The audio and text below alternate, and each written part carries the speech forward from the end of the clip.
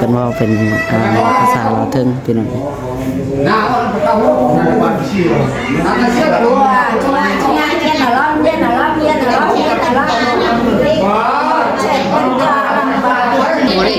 ๊ะคนงามกันมันดีโอ้โหน่าจะมาพันมาให้เสียเนาะไปทางไหนนี่ว่าเจอตัวเลือกเป็นเรื่องที่มาจากมาทางนี้ใครแล้วถ้าใครได้ที่มาเสร็จที่ได้มาพอติดต่อไปมันดี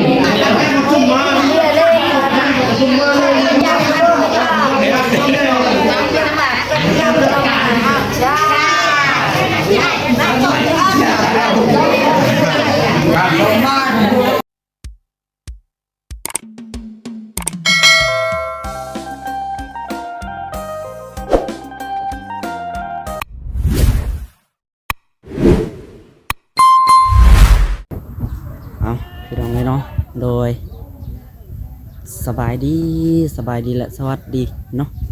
พ่อแม่พี่น้อง FC ที่หักแพงเบิร์ดสุขสู่คนพี่น้องเลยพบพอทานน้องหลายอีกเด้อเนาะมาพบพอกันมื้อนี้พี่น้องเลยเป็นมื้อวันพุธเนาะวันที่10พี่น้องเลยเป็นมื้อหับขวัญน้องธันวาเฮามันก็ได้หมู่คู่แล้วก็คนบ้านไกลเอิ้นเคียงที่เป็น FC น้องธันวากะมาหลายคู่หลายคนอยู่พี่น้องเลยเนาะ คนบ้านใกล้นี่แหละพี่น้องเลยญาติพี่น้องเนาะมาแสดงความยินดีนำแล้วก็มามัดแขนตอนหับน้องธันวาเนาะเข้าสู่ครอบครัวพี่น้องเลยแล้วก็น้องวิมัดแขนหับขวัญเนาะบ่ให้อันคอนอ่อนนั่นแหละพี่น้องเลยหลายลูกหลายเต้าก็ได้เนาะไปจังใดก็ได้พี่น้องเลยหมู่ครูแขกคนกำลังรวมเข้ามาพี่น้องเลยเดี๋ยวน้องหลานจะไปเบิ่งพระขวัญแล้วก็คนก่อนนะเลาะเบิ่งเล็กน้อยแล้วพี่น้องเลยคนกำลังเริ่มมาเนาะไปจังใดก็ได้พี่น้องเลยเข้าไปเบิ่งน้ำกัดเนาะมื้อนี้เนาะ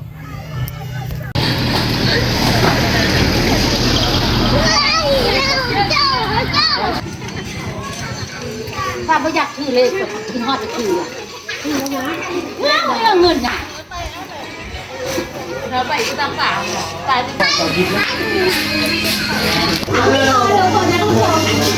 เราส่งน้องวีย่างได้อะไรทางน่ะทางนี้กำลังสบายดีว่าส่งเก็บเบียร์ย่างเข้าตู้เลยคนกำลังมาเป็นอะไรเดี๋ยวเราเบิ่งข้างในก่อน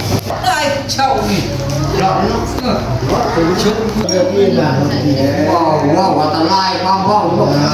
นักเรียนทำเรียนเต้าเรียนคนนี่แหละเรียนแค่ผู้นี่แหละเขียนไก่เนาะน้ำหวานเราดูมีคนขี้เราคือว่าตัวแท้ของเขาเป็นคนนี่นี่เด็กแท้มันน้องธันวาเป็นจังใดน้องวีเช็ดย่างเลยพี่น้องย่างได้เลยย่างได้แล้วเนาะน้องธันวาได้สั่นน้องธันวานอนรับตาเชื่อมอยู่รับอยู่บ่รับดมหากระยาพุทธกงหนึ่งกระเทาเชี่ยวผูกเคสให้น่ะกินนี่ตอนเต็มเลยไม่ดูรับดีมันรับ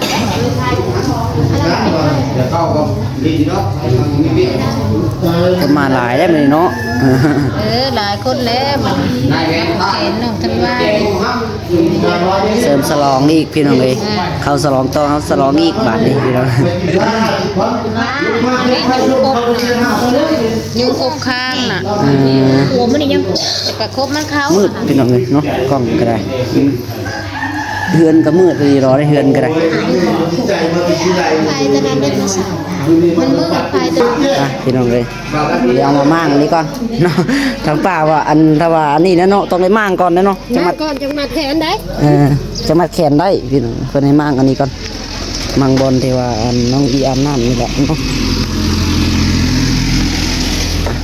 เอาบันไดวะถึงได้ฮะบันได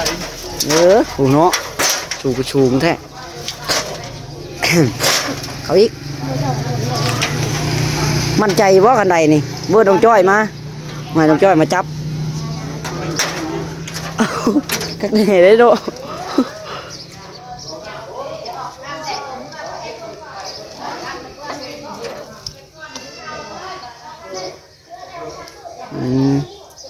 จับเป็นเล็กที่ แม่นอะไรเนาะเฮ็ด ภาพตัด โอ้ยอย่าพาตัดเนาะเพิ่นว่าถ้าบ่าบ่มางก็อันนี้บ่ได้พี่น้องมัดแขนบ่ได้เขาเจ้าว่าต้องได้มางก่อนเนาะอ่า แม่นแล้วเนาะมันวิทย์วิทย์อันกอกกำแล้วเนาะวิทย์คำแหละ ต้องได้มาก ลากออกถอยฟืนถอยไฟออกกลับหัน อ่าห้ามจุเข้าเนาะฟืนไฟก็ได้ ด่านของเมืองเราเห็นนั้น แม่นเป็นตามฮีตบ้านเฮาพี่น้องเอ้ย ฮีดเราเทิงสุภจักเราฮีดเราต้องว่างรถ โดย สุภจักเรามีเรา คือกันนั่นแหละเนาะใช่ หลังบ้านก็บ่คือแล้วเนาะ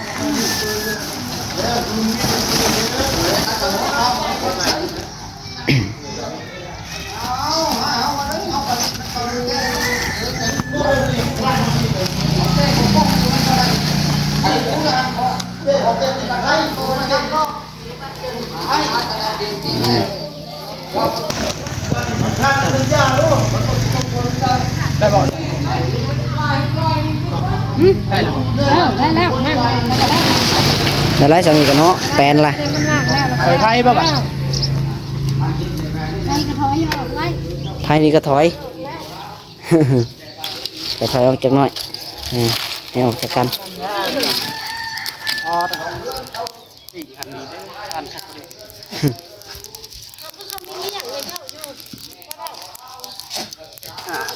โอเค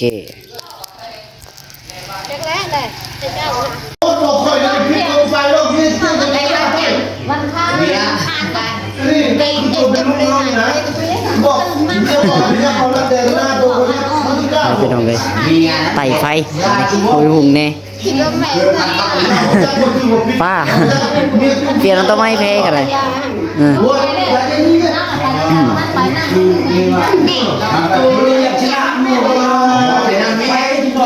วันอยากได้งานวันเจ้าเดี๋ยววันข้างใกล้หลังแล้ว เดี๋ยว เดี๋ยว เด็กกับที่ไหนคนข้าวเขาปิ้ว เป่าปิวเลย นี่ข้าวเดียว แม่ไม่เลือก หน่วยตัวจริงที่พอสุชีนะครับท่านพอสุชีมันเป็นเคยทำงานมาวันนี้เป็นเวทอะไรทำไม มันอ่อนก็คือ มาอีกมาอีกคนก่อนเลยมาได้ก่อนที่ได้กินดีแต่เขาไล่หมดมาปุ๊บคนนั้นจะมอนี่ลูกข้าวมันกัดเขากัน กันว่า กับมันกัดเขากันบอกเท่านี้เนาะ วันนี้บอกว่าวันงานได้ไหม คนกำลังมาเตาโฮมกันเนาะจักโมงคนพี่น้องเลยเป็นสมัครแขนจังไรก็เดียวถ้าเดินน้ำกันเนาะ เขาไล่เขาไปไล่พวกไล่พวกนี้นะถ้าคุณไล่แก มาเบิ่งหมอคือว่าก่อนบัดนี้คือกันมืดโพดมื้อนี้นี่แล้วข้างก็เป็น ตุ้มเอายาเลย มีหยังเห็ดข้างเพิ่นน่ะ เป็นตุ้ม ตุ้ม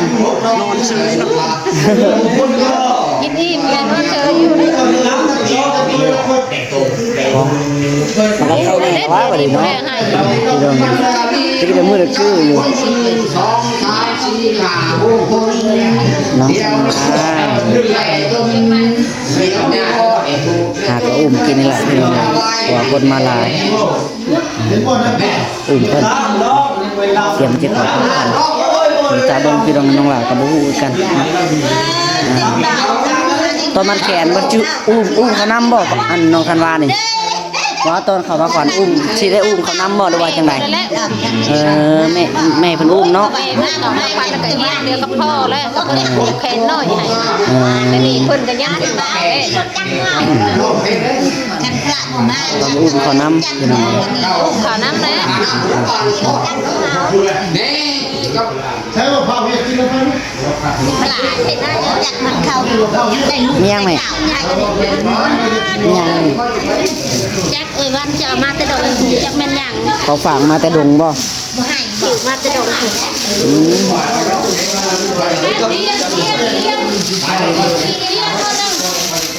เรียนเนื้อไปได้ มะเขือมะเขือ ใช่ มะละกอใส่กับมะละกอ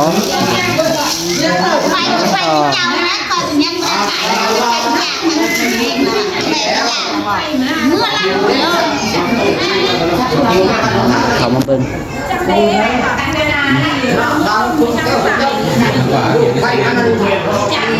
นี่ยยังมาบ่เบิดพี่น้องเลยรอคนมาเบิดก่อนจังจะเริ่มพิธีผูกแขนเนาะอันนี้ก็ตั้งนี่อยู่ตอนนี้ก็เป็นเวลา8 โมงแล้วพี่น้อง8 โมงแล้วเนาะ แค่นี้ดับในชุมชนสมัยนะ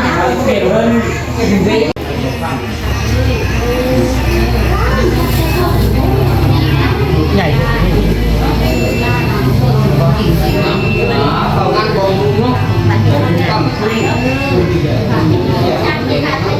เตรียมปลาแพแล้วเนาะ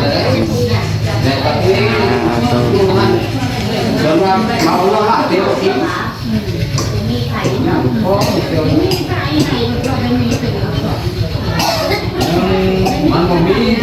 คือสิแม่นนั่นรอคนมาเบิดไปแล้วเนาะจังจะได้เริ่มพิธีเบิ่ง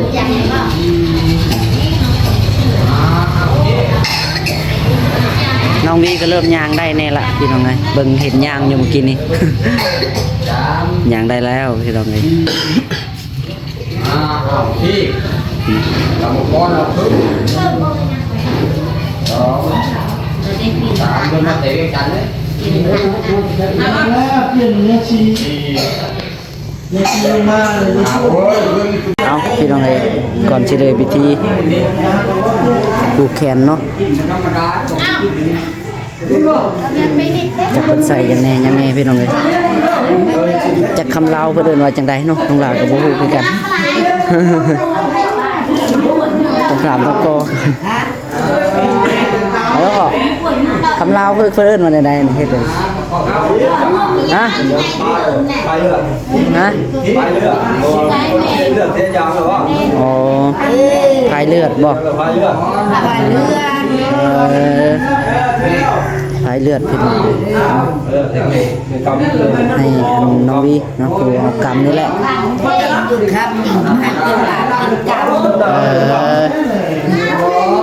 เราสามคนเนี่ย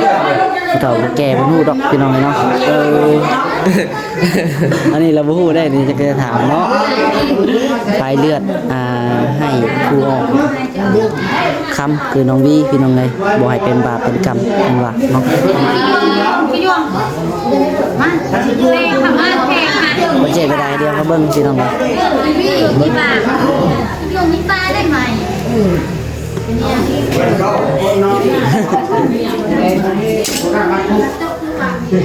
ก่อนจะเริ่มมัดแขนกัน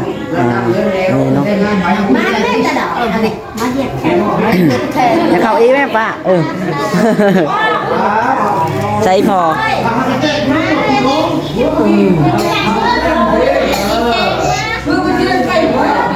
เราตาคอยังมาอยู่ก็จอยก็จอย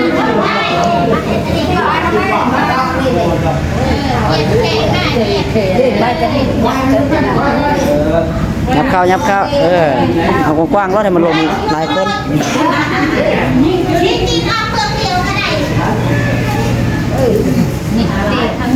จะชอบตีนะอ้วนตัดไปมันติดนะตั้งติดดอกมาเลยมาต่อมีห้าไว้เดี๋ยวมันพิจารณาไม่เปลี่ยนอะไรบ้าไรวันนี้แม่จะเอาพอเลยให้เอากี่ เป็นว่าเป็นภาษาลาวเทิงพี่น้อง น้าวันเก่าวัน ชีว น้าเชื่อตัว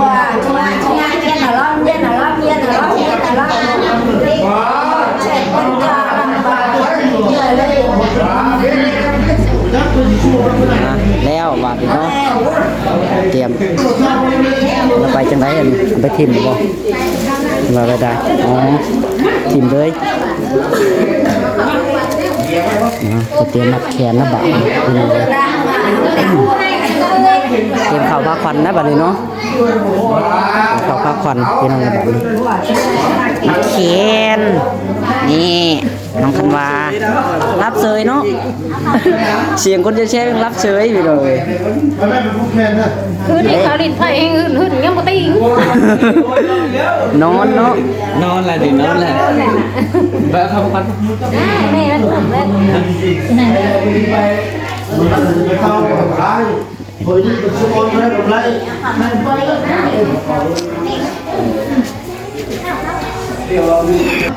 เห็นเราเบิ่งมุมกล้องพี่น้องไงบ่ได้ดอกทางบ่มีดอกไฟตรงข้างนี้ก็แจ้งแน่ การจัดเป็นกลุ่มเป็นก้อนกันเป็น แม่ใหม่เพิ่นรูปเลยมันมืดอยู่ข้างพี่น้องเนาะกล้องมันบ่เห็นแต่ว่ามาข้างนี้มันเข้ามาสิแจ้งเลยสิจะเป็นเห็นแตะหลังนี่แหละ มันมืดได้อยู่ข้างมันย้อนแสงถ่ายบ่ได้เลย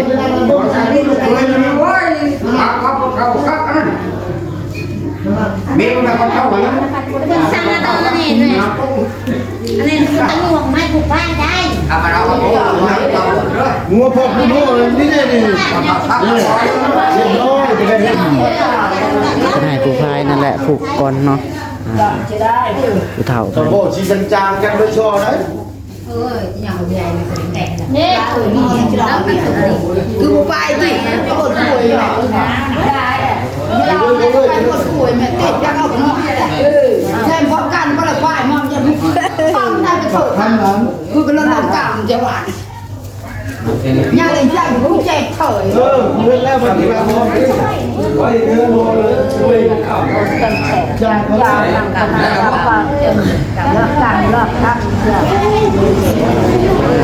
อันนี้ก็ มันมีไปจูงได้ ขวัญไม่นั่งเลยขวัญดี รู้เป็นพิจารณาฉะนั้นตรงนี้เราจะพิจารณาห้องน้ำ พากันหุ่นเต็มเลยบาทนี่ คือว่าใหญ่ตั้งคนก็หวานเลย เห็นมันเทียน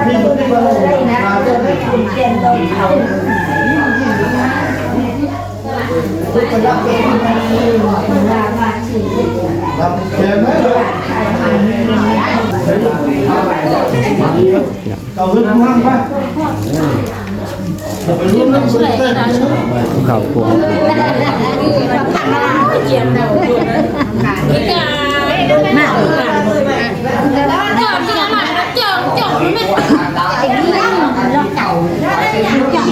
อยากอยู่อยาก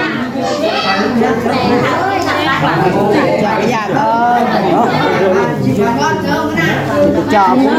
ก็ได้เฟซเจ้าพี่หนึ่งของเรามาเจอผมไปประจำเป็นเรื่อง ตอนนี้ให้แขกคนเป็นมัดก่อนเป็นอะไรมัดแล้วเบิดไปแล้วเนาะนั่นแหละก็จะได้มัดเป็นอะไร พ่อเขาเข้ากันก็เลยลูกเลยที่สิ่งผู้แข่งอยู่ ไอ้นางจอดเนี่ยนาย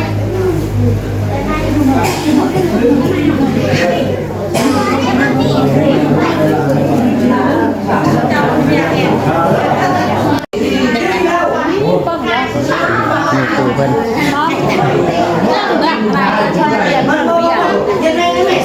อาไกลๆแน่พี่น้องเนาะหรือว่าเพิ่นเนาะเย้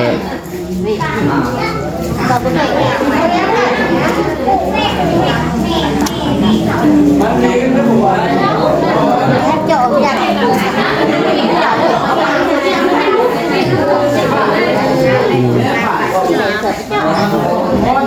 สวยกับมาแบบนี้เนาะ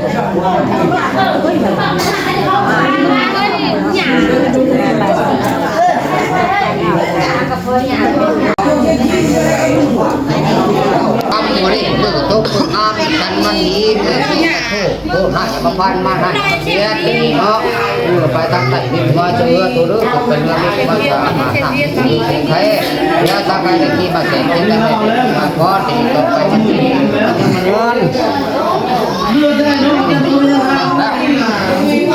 พี่น้องโอเคสำ หรับคลิปนี้ก็ได้เดี๋ยวจะขอตัวไปก่อนพี่น้องเลยจะได้ก็เอาไว้พบพอกันคลิปต่อไปพี่น้องเนาะจะได้ก็อยู่ดีไม่แห้งรถสุขุสุขคนพี่น้องเลยสบายดี